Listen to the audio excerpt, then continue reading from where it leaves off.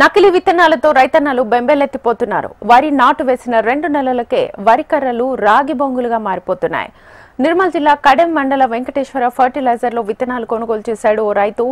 నకిలీ విత్తనాల వల్ల 3 ఎకరాల వరి పంట నష్టపోయానని రైతు ఆవేదన వ్యక్తం చేశాడు.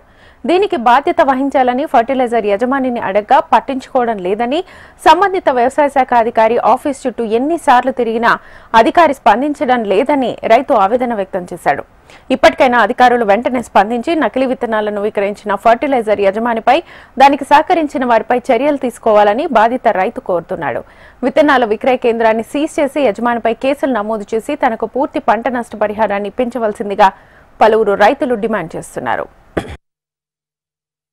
పెద్దూర్తాండ గ్రామం. నేను కావేరి సీడ్ తీసుకున్నా. వెంకటేశ్వర షాప్ మన సురేంద్ర దగ్గర 3 కిలోల బ్యాగ్, ఒక బ్యాగ్ కు 1400, 10 బ్యాగులు తీసుకున్నా. 3 ఎకరాల పొలం వేసిన, నార జల్లిన. చల్లే వరకు నారు బాగా నచ్చింది. నాటేసిన తర్వాత 20-25 రోజుల నుంచి ఒక్కొక్క రాయి గొట్టాలు వెళ్ళినది. ఆ తర్వాత మళ్ళా ఇంకో 5 రోజులు చూసే వరకు ఎన్ని కర్రలు వేస్తే అన్ని కర్రలకు రాయి గొట్టాలే వెళ్తున్నాయి. ఇప్పుడు మళ్ళా సైడ్ పొన్న వెళ్లే పిలికలు కూడా రాయి గొట్టాలు వెళ్తున్నాయి. నేను ఏఓ గారికి విన్నపం చేసిన.